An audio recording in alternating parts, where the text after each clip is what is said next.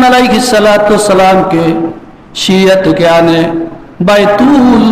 বাইতুল্লাহর দায়িত্ব আল্লাহ তাআলা ইব্রাহিম আলাইহিস সালাতু সালামকে দিয়েছেন।